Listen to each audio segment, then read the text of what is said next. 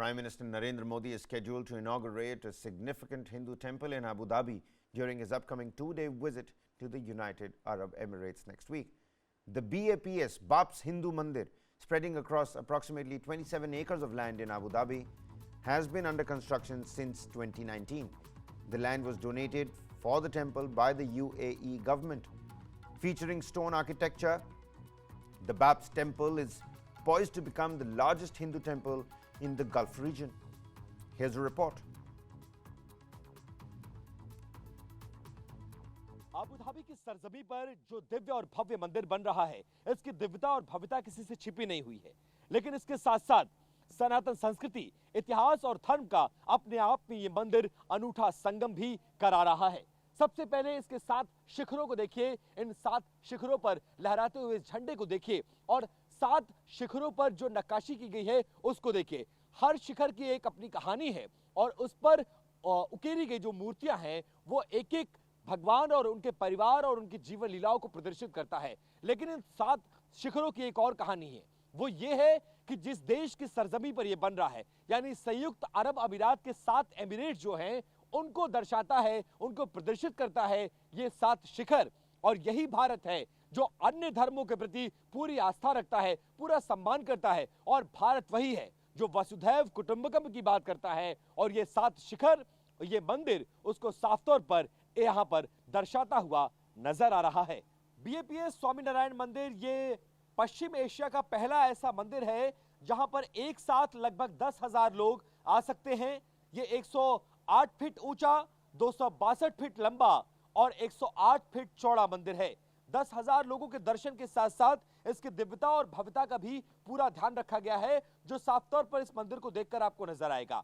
जयपुर के pink sand जो stone है उसका इस्तेमाल किया गया है, अंदर इटालियन मार्बल है, और कैसे उसका इस्तेमाल किया गया है, कैसे इसको दिव्य और भव्य बनाया गया है, वो आपको यहां पर नजर आएगा।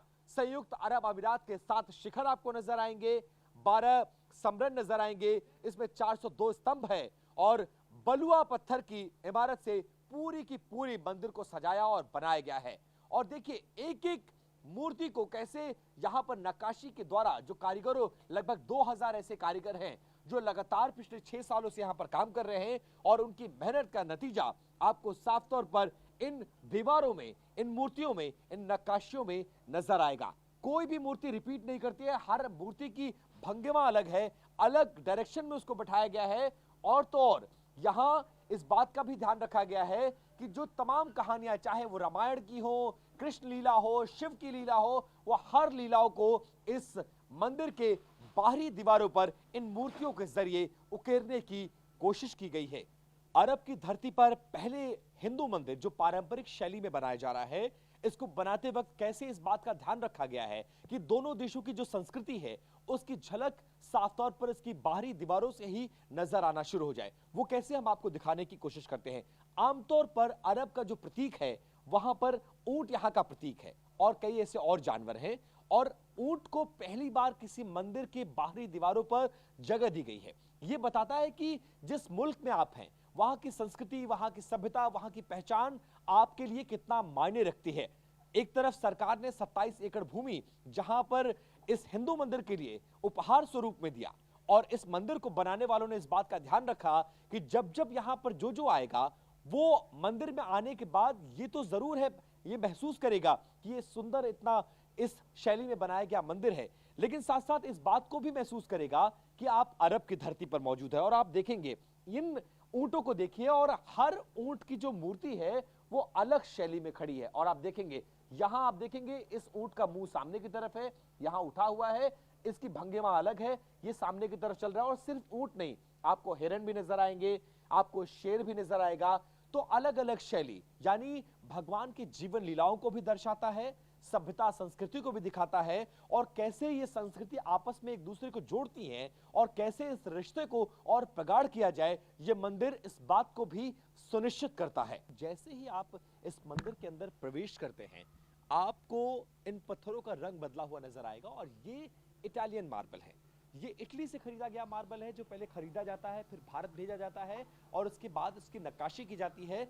और इनको बनाने में किसी तरह के सीमेंट का इस्तेमाल नहीं है, लोहे का इस्तेमाल नहीं है, सरिया का इस्तेमाल नहीं किया गया है, सिर्फ एक दूसरे के खांचे हैं, ये उसमें जाकर फिट हो गए हैं।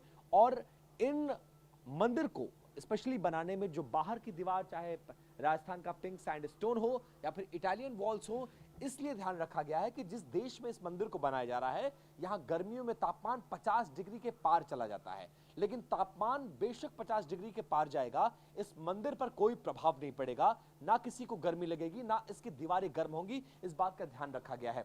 अब आप देखिए इसकी दिव्यता और भव्यता सिर्फ अब तक आपने बाहर से देखी, अब इसकी दिव्यता देखिए।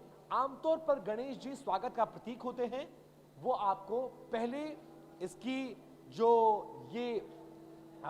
स्तंभ है उस पर आपको नजर आएगा, और उसके बाद मन मोह लेने वाला वो दृश्य जो आप देखकर रुक नहीं पाएंगे, वो ये है। इसके स्तंभ को देखिए, डोम ऑफ हार्मनी इसको कहा जाता है, यानी सद्भाव का शिखर के अलावा डोम ऑफ हार्मनी, ये दो तरह के डोम हैं।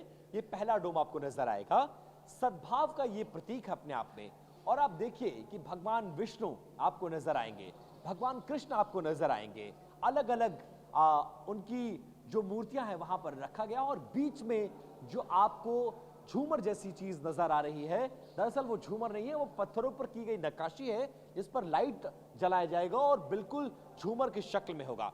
अब चारों तरफ एक बार 360 व्यू जरा मनीष आगे आकर दिखाइए, और ये 360 व्यू आपको ये बताएगा कि कैसे ये पूरे पश्चिम एशिया का पहला ऐसा हिंदू मंदिर है जो इतनी पारंपरिक शैली में बनाया गया है, जिसकी दिव्यता और भव्यता शब्दों में बखान नहीं की जा सकती। पहला डोम ऑफ हार्मनी हमने आपको दिखाया, और दूसरा जो डोम है वो भी अपने आप में प्रतीक है कई सारी चीजों का, वो उसको कहा जाता है डोम ऑफ पीस। वो दूसरा डोम कहां पर है, वो यहां पर आइए मैं आपको दिखाता हूं। Dome of harmony, dome of peace, आप देखिए इसकी तस्वीर अब आप देखेंगे और आप समझने की कोशिश करेंगे कि ये मंदिर का मध्य भाग है, सेंटर ऑफ द टेंपल इसको कहा जाता है, मंदिर का बिल्कुल मध्य भाग। और सामने आप देखेंगे वो मूर्ति की प्राण प्रतिष्ठा होगी। जिन पर्दों को आपको पर्दे नजर आ रहे हैं, वो एक एक शिखर का वो गर्भगृह है जहां पर मूर्तियों को स्थापित किया जाएगा। कहीं पर भगवान सीताराम होंगे, कहीं पर राधे कृष्ण होंगे, कहीं पर मां पार्वती, भगवान शंकर होंगे, कहीं कार्तिकेय होंगे, कहीं विष्णु जी होंगे। इस तरह से लगभग 11 मूर्तियों की प्राण प्रतिष्ठा होनी है। मूर्तियां आ चुकी हैं, मूर्तियों को भारत से ही मंगवाया गया है और उस विग्रह की पूजा होगी।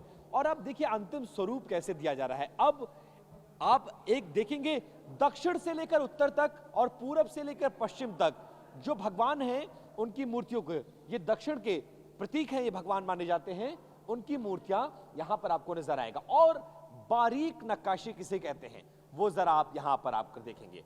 अब आप देखिए कैसे इस इटालियन मार्बल में इस नेट को बनाया गया होगा, कैसे इसको फंसाया गया होगा और इसकी क्लीनिंग कैसे की जा रही है, ये जरा देखिए। और इसका भी अपना एक गौरवशाली इतिहास है जो आपको यहां पर नजर आएगा। इसी तरह से इसको बनाया गया है और ये तमाम बातें ऐसी हैं जो इस मंदिर को दुनिया के तमाम मंदिरों से अलग बनाती हैं, विशेष बनाती हैं, अपडेटेड, अपग्रेडेड बनाती हैं। और जो उद्घाटन होना है यानी प्राण प्रतिष्ठा की तारीख जैसे जैसे करीब आ रही है, वैसे तैयारियां तेज होती जा रही हैं।